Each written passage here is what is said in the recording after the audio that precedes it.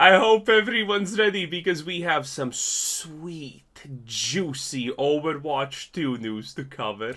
What's up, everybody? This is the Act Man here, and today is the day. That's right. Day? We have finally gotten a long-awaited update on Overwatch 2's Cool. PvE mode. Now, this was the most highly anticipated feature of Overwatch 2 True. that unfortunately had to be delayed. What we saw back in 2019 blew our balls off. Not only would Overwatch finally be getting some story-driven content, but also Story-driven content.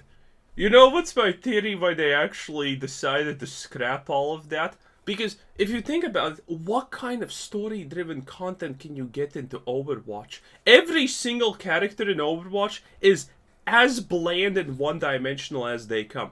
I read this neat little comment at one place, and they said that every Overwatch 2 character is just, you know, a virtue signal checkbox item. And honestly, that does seem like it. Overwatch 2 characters are so shallow. Think about it.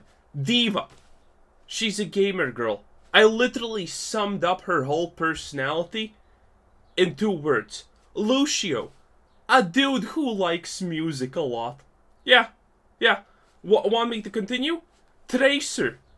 Well, Tracer had no personality whatsoever despite her behind until Blizzard decided, okay, now she's a lesbian. And that's now her whole personality.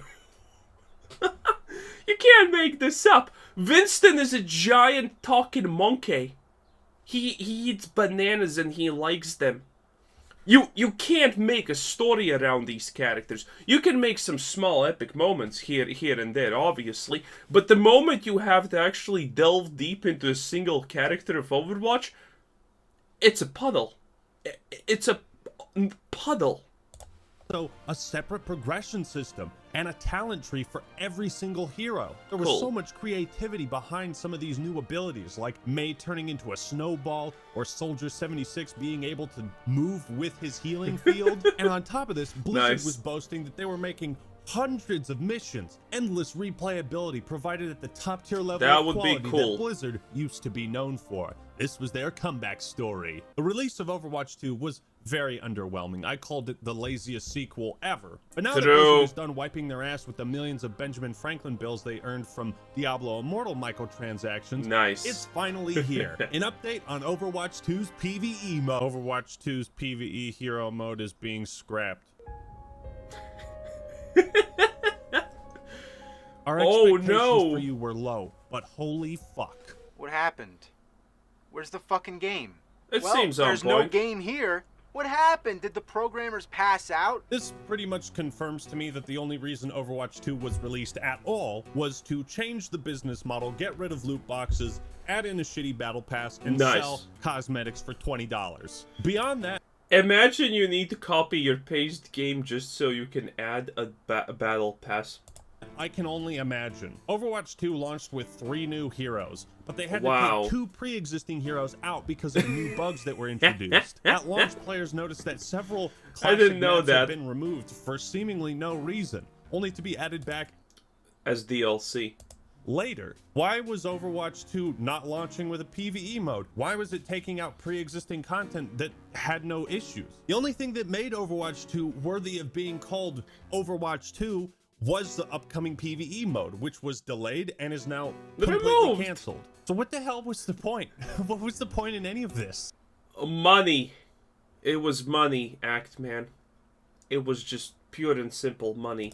We are shifting our plan for Overwatch 2 to enable you to play it sooner. This starts with us decoupling the PvP features of the game from the PvE systems so we can bring you PvP sooner. What the fuck are you talking about? Why?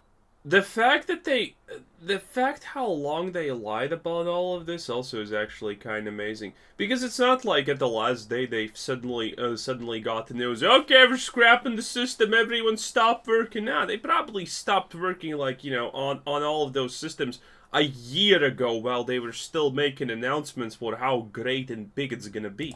Why? Why do you want to get the game into my hands sooner? Can you maybe put a better game in my hands at a later date when it's ready? This is what I don't get. Why was there a rush to release the PvP content? You only added 3 new heroes and all the other changes were so minimal. Hell, back in 2022, Aaron Keller said, "A few years ago, we made the call to focus our team's development efforts almost entirely on Overwatch 2. And as development of the sequel stretched on, it meant that the live game received..." Translation, like, we got one intern to work on the battle pass. He was looking for a game that he can copy it from over. That's pretty much it. Less focus. He explained this meant that the company was no longer delivering on one of its core values to support the game by updating it and delivering content on a regular basis. So they abandoned Overwatch 1 to work on the sequel, something that they... I like how Tracer is just the easiest choice for a front cover for the game. It's like no other champion or hero or whatever they're called is gonna even come close to Tracer. Do you think she was maybe just developed for being box art? Possibly. regret doing. I mean, obviously game development is hard and all that, and sometimes there's been a change of plans, but come on, man. What have you guys been working on this entire time? How could you advertise Overwatch 2 and make this mode one of the biggest focal points and then just abandon it? It seems real scummy, but the worst part of it is this shit looked really fun. Everyone had their shit to talk about Overwatch 2 not being a sequel. It was pre-rendered, was hyped dude. for the PvE. Now, to be fair, they also announced a new roadmap, which is kind of meant to soften the blow. So it looks like there's going to be a ton of new content. So at the very least, Every content piece on the roadmap is most likely something that's, oh, this is when these new microtransactions come into play. Oh, this is the second wave of bruh. PvE is dying so that PvP can continue to thrive. So let's talk about Overwatch 2 and the continued decline of Blizzard, because some of the reasons why they canceled this mode are quite interesting. Obviously, this is a huge blow, and they say they're still working on hero and story missions, which is, you know, it's going to be something. I don't expect it to be all that great, to be honest. You know, they're working on story content, stuff that people have been asking for since the game came out in like 2016. There's a guy named Sir Swag. There's no way, again, there's no way they make story content interesting. The only interesting part about Overwatch lore is probably the world, and that's it. Who is a pretty credible source, and he talked to an anonymous Blizzard employee about why the mode was cancelled. In what might be the most unsurprising thing in the entire world, the very first thing he said was that the cancellation was, quote, a 1000% upper management executive issue. In the words of this employee, the decision to scrap the PvE was very much a decision motivated by Blizzard's profit margins. You don't say. You don't say. You don't say! And that the success of Diablo on mobile, reportedly making over $2 million a day, shifted the expectations of the higher-ups at the company. Some people deserve the rope, what can I say? And I'm not talking about the people who made Diablo Immortal, I'm talking about the people who play Diablo Immortal, okay? I'm just gonna go straight to the root of the problem, okay? And it's not the executives, it's you. You, right there, you. Because you allowed them to do this. You don't raise your voice, you just quietly bend over and allow this to happen. You give them your money because you think, maybe it just looks trash, feels trash, and is trash, but maybe if I just sprinkle in a little bit of that moolah, it's gonna become good. Nah. To the suits, Overwatch 2's PvE mode wasn't going to keep generating money in the long term, and had become increasingly more irrelevant next to a live service business model. Nice. Can I call this or what? Live service has become the biggest killer of creativity in the industry by far. Game development seems to have shifted towards being results-driven as opposed to fun-driven. I called this out in my video. Yes. This is not a complicated thing to call out. Anyone who has more than one brain cell, even just 2 brain cells working really hard, can probably make that call, Act Man. I mean, you did good there, Chief, but you know, everyone, every single person in the world who is not considered clinically autistic probably saw that one coming. on live service games, and why it's a graveyard for creativity, why live service business models throttle creativity, because every decision is now... Also, I'm just gonna say it.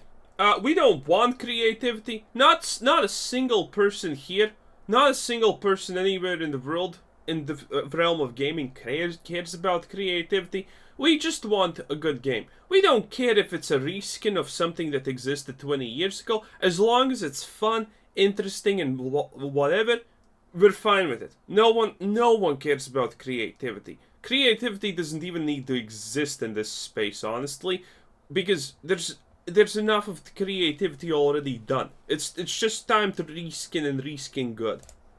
Made with make more money, make the most amount of money.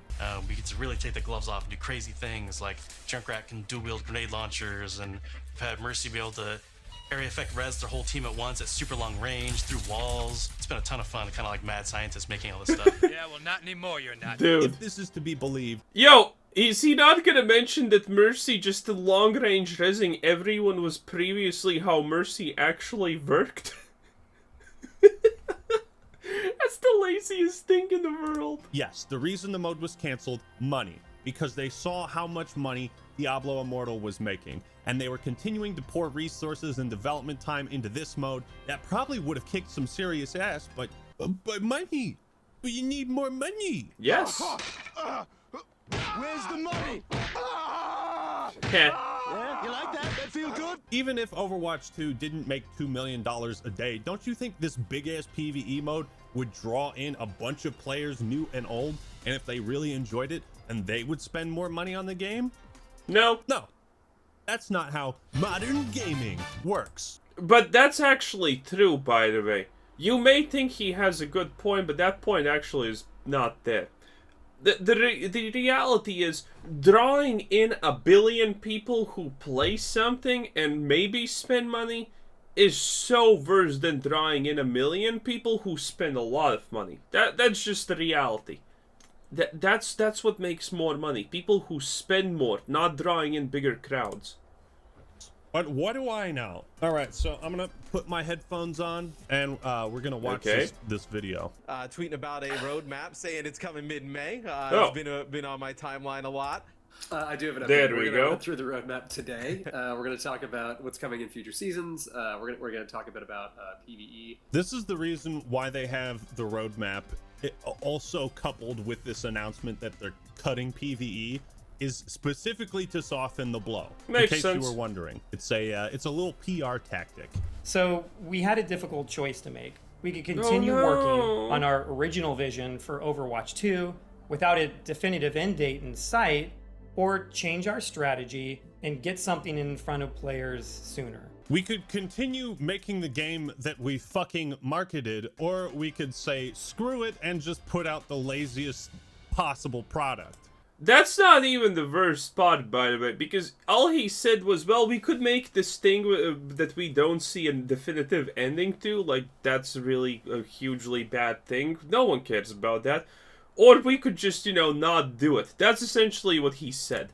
A pretty easy choice for old Blizzard. We chose the latter, and we released Overwatch 2 last October with new heroes, new maps, new modes, and regular seasonal updates. And also new glitches. A great new feature that removed Bastion and Mei from the game for, what, like a fucking month or 3 weeks? How do you But more than copy-paste that, we shifted our and values fail? for how we want to develop the game. You sure did shift your values by starting to charge people, what, $20 for skins? Charging them like 4 times what the skin was previously worth in the original.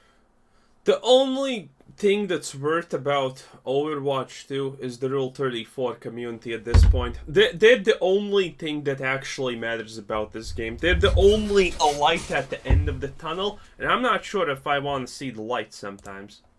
Game. What was that stat about, like, it would take you 712 years to get the amount of credits necessary to unlock all the cosmetics in the game without paying for them? Yo, this is like a Blizzard meme at this point. This is literally what happens every single time that Blizzard releases a product nowadays. Someone does the calculations and they figure out that you would need to play this game for at least 7 more generations of your family to get all the cosmetics. for free. That's so great. This is like the new Blizzard meme. Oh boy, how many hundreds of years do I need to grind 20 hours a day to get all the cosmetics? Amazing. Some ridiculous stat like that. Yes, your values did shifted. You became more greedy and you became a shittier company. Yeah, and I really can't say enough about how much we've learned over the past 8 months or so. And more importantly, we've taken that learning and we've put it back into the game. So as early as Season 2, I think you start seeing some updates we've made based on your feedback and based on what we've learned. We've been changing all of our systems. We've been adjusting hero balance way more frequently. Wow. And these are good changes. I'm not going to lie. They have been making good changes to the PvP. I think it's been getting a lot better, and the game is still very much fun. I still enjoy it. I'd enjoy it more if there was a, big PvE mode, but that's just me. But at the same time, development on the PvE experience really hasn't made the progress that we would have hoped. The team has created a bunch of amazing content. So, there's awesome missions that are really exciting. There's brand new enemies that are super fun to fight, and some truly great and ridiculous hero talents. But unfortunately, the effort required to pull all of that together into a Blizzard quality experience that we can ship to you is huge, and there really is no end in sight. This is probably the most confusing thing to me out of all of this. There is no end date. The amount of effort it would take to create this mode that we advertised is massive. You're fucking... But it's true! Write me a good Tracer story. You can't. You can't. Blizzard, you have 8,000 people working for your company. What do you mean? You're the company that made World of fucking Warcraft and the Diablo series, both games world renowned for their progression systems and their talent trees and their deep customization. If anybody can do this, it's you. What? What, did you just lose all your talent? Did you just stop caring? We don't have an end date in sight. Well, create one. Reel back those ambitions. You don't need hundreds of missions when the PvE mode comes out. You don't need expansive talent trees for every champion at launch, okay? You do. If you don't have expansive talent trees for every champion at launch, he's making a video complaining about, well, Blizzard not fulfilling that promise. Just give us something. Would it have been too hard to give us like 20 missions and like half the roster has their talent trees all set up? Yes. That would be too much. But unfortunately, the effort required to pull all of that together into a Blizzard quality experience that we can ship to you is huge. I also love the statement Blizzard quality because Diablo Immortal exists. That's a Blizzard quality game, isn't it? Yes. Slot Machine Simulator. That's a Blizzard quality game. Overwatch 2 at launch was a Blizzard quality game. God damn it. Do we continue to pour all that effort into PvE, hoping that we can land it at some point in the future? Or do we stick with yes. with this set of values we've aligned on and focus on the live game and focus on serving all of you? Also, focus on the live game. This is the crux here, okay? And it kind of falls in line with what Sir Swag said. A PvE mode it's not part of the live service necessarily. At least that's what I'm gathering. What that means is that we won't be delivering that dedicated hero mode with talent trees, that long-term power progression. Those things just aren't in our plans anymore. Fuck, that would... Oh, man. It would have been so awesome, dude. Because there are so few good co-op shooter games. Like, I always go back to Left 4 Dead 2. Back 4 Blood kind of sucked ass. Redfall has sucked ass. Maybe Borderlands, I could play that. But as far as, like, games you play with your buddies and you all, like, rank up and level up and continue to tackle harder challenges, like, that's why I love Vermintide 2. I still need to play Darktide, but I'm just... Oh, god damn, this would have been so awesome for Overwatch, and I would have played the shit out of this with my buddies, man. And instead, if I want to play Overwatch 2 with my buddies, I have to convince them to play the same mode in the same game that came out in like 2016. You know what I mean? And we know that this is going to be disappointing to many of you. You don't say! Which is why we wanted to bring it up before we talked about the roadmap. And this is why we brought it up before the roadmap, so we can... We have something to soften the blow. True. To be perfectly honest, it's been really difficult for many of us and a lot of folks on the team who've poured their heart and soul into that stuff. I also feel bad for the teams that essentially are having their work erased because of corporate greed and this continuous desire to always monetize the shit out of everything and focus on only that and not so much the quality of a video game or how expansive and innovative it can be. And like I said, man, live service game. That's why I love being a business analyst. You can try your best to put your soul into something. I'm gonna say that's not gonna make enough money, and that's it. You're out. Your dreams are crushed. It's beautiful. It's so beautiful. Games is where creativity goes to die. We're planning to make co-op gameplay and co-op experiences just part of our live roadmap. So we want you to be able to experience it more often. Just part of it. Well, this is what Overwatch has been doing the whole time. These little limited time events that people would only play for like an hour or two at most on some random weekend. It's, you know, it was fun, but we wanted a much more dedicated mode. This comes across as, yeah, we're just gonna keep doing. Yeah, that's not even close to the same thing. The things he's talking about here are just, you know, garbage that you literally play for 10 minutes and then you're like, okay, this is stupid, I'm off.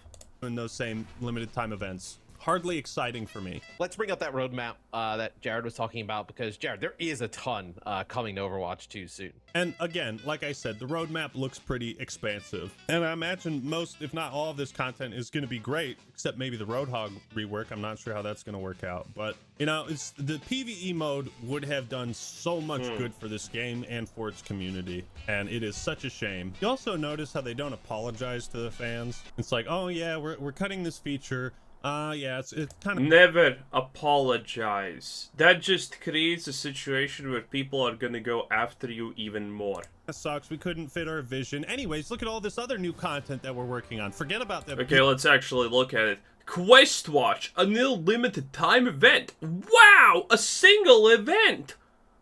And this is the biggest part of Season 5, I understand. Wow. Mischief and Magic. A thing that no one's gonna care about after 5 minutes. Wow! A cinematic reveal. Does this need to be on the road? Bruh, this is the worst road. Summer Games. Yo, this is the stupidest roadmap ever. How can you even say this is good? I have seen indie development companies that are leaking money in depth and have better roadmaps, and, you know, it's... Dude, Fallout 76 has a better roadmap than this. Look at this. One stupid thing that you can maybe do for an hour. You know, a mini game. I don't know, probably some kind of cooking mini game or Harry Potter the ripoff. A cinematic. How do you even put a cinematic reveal on a roadmap? How? How do you do that? Okay, let's check down Season 6 because Season 5 was overwhelming, as you can probably tell. Season 6, story missions, new support hero, wow! Wow, this is actually a bit better. Flashpoint and Hero Mastery, which sounds stupid. Didn't we already have Flashpoint or whatever? I think we did. I'm not sure, I don't know. I don't actually know anything, any mode names or whatever. When it comes to Overwatch things, even though I played the game. New support hero. Okay, that's good. Story missions. That seems kind of good. But man, Season 6 is looking a lot better than Season 5. This is garbage. And Season 6 is also actually like two things that people only could care about. Season 7 and beyond. New tank hero. Wow, new collectible... New collaboration event. New control map. What is a control map? New winter event. Wow, wow. Dude, this roadmap is so garbage. Yeah, when Fallout 76 literally takes you for a ride and bends you over at the stop. PvE stuff you were looking forward to. And it's even going to come with, like, new story features for the game, like a Even lore database that players can unlock over time. I'm gonna make a real quick prediction about the story missions. I hope I'm wrong. I imagine for each season that they launch new story missions, they're gonna have one cinematic, kind of like how Call of Duty does it. They're gonna have one cinematic, and then the missions are gonna basically play out with someone talking over a radio the whole time, telling you what to do and saying that what you're doing is great or whatever. Yeah, probably. It's gonna be very, very fucking basic. That's my prediction. Come back to this video when Season 6 launches and let me know if I was right. That's what this roadmap is about. It's about showing you all of the work that we're putting into this game. No, it isn't. No, it isn't. No, I don't think it is, Mr. Funny. Keller. Call me a tinfoil hat conspiracy theorist, but I think this is just your guys' way of softening the blow for something you decided to cut because of money, because you want to make more money, and that's it. You want to put in the least amount of effort for the biggest return on investment, and what you're showing us here. My real question though is this: because something in all of this does not make sense. I understand Blizzard cutting the story mode because, you know, you can't sell microtransactions and whatever there for money. The only way that this all makes sense is the fact that they don't want people to play anything but online, because there is the only place where you can. They don't even care about the new people that would come to the game because of the story mode. They think of the story mode as a hindrance because it will take away people who would otherwise be playing the online version, because the online version is what makes the money, and that's true. This is so stupid. And the thing is, what are the developers gonna do? It's not like they're getting instantaneously just all fired, right? So what are they gonna do? What are they gonna be developing, honestly, if not the story mode? Here is to satiate players and fans that are upset. That's just my theory. At the end of the day, I'm just a big fucking nerd like all of you. And the reason I get so upset is because I care. Is because I loved Blizzard and I still love Overwatch, and you know, it doesn't seem like this is the best decision. Seems like corporate greed once again in the world of modern gaming. Let's see what Twitter has to say. They've probably been working on the 2 looking as good as possible on the logo. Porn community keeping Overwatch alive after all these years. Oh, my God. They've been working on Overwatch Immortal. Don't you guys have phones? It seems so clear to me now. This clip truly aged like fine wine. Blizzard competing with Halo Infinite in disappointment. Let's see this. Nice. What is it? That stench? Nope. I've smelled it before. Oh my God, dude. I was fucking on fire. I called that, man. That's insane. All right, so now let's take a look at the GameSpot article and see if there's anything worth discussing. This is what's kind of crazy though. He was talking about back in 2019. It's been maybe 2.5 years since the last hero that we launched. And we don't want to be back at the point where it's another 3.5 years since launching a PvP map. It just seems like you could have done all of the work that you did on the base game of Overwatch, and that game would be in a much better state than Overwatch 2 is. Maybe that's just my theory. Probably. I don't know. We keep hearing them talk about how the scope of the hero missions was really, really large. And what I don't understand is, like, why don't you just reel that back, right? 40 to 50 talents per hero for over 35 plus. This is how you can tell this is a lie, right? If the scope was really, really, really large and they were actually working on it, that means that they probably got a lot of things done. Because if the scope is really large, that means you probably have already done a lot of things. So why not include these things into the game? Well, because those things probably don't really exist. Heroes, you're looking at thousands of talents to make everything just to get the game out the door. I would be fine if you didn't have all of that completed when you launched the PvE mode. I think most. Okay, so every hero is gonna have their classic. Well, this is 5 talent points in this. Congratulations, 10% more damage. Wow. And you know, so that's a bunch of talent points already off the chopping block. Yeah, it's not actually that hard, you know. Most people would, right? Why couldn't this mode also be part of the live service? You know what I mean? Oh yeah, I mean, this is a long interview. You could probably read it if you want to yourself, but I feel like at this point I'm kind of just reiterating everything I've already said before. So in conclusion, the cancellation of this long-awaited, highly anticipated PvE mode is awful. Blizzard shows no signs of stopping their continued decline as a company, and it's just one thing after another, you know. And yet they're making money. Some of the other stunts they've pulled, but I should not have enough material to keep making these Blizzard bad videos. Why do I have so much material? Stop giving me material. It's so easy. Not only is Blizzard focusing on games that people don't want, they're cutting features out that players desperately want. You know, and Overwatch is still a fun video game, and I like many of the changes, but god damn, man, this is not a sequel. It's not a sequel. That 2 means nothing. God damn it. That's true. Blizzard, please do better. Thank you all for watching. Hope you enjoyed the video. Boy. Leave a like if you did, and subscribe. Yep, like the video and subscribe right down here. You know what to do. You heard him say it, so do it. Anyway, this was Squizzer said, I'm out. This was amazing. Wow.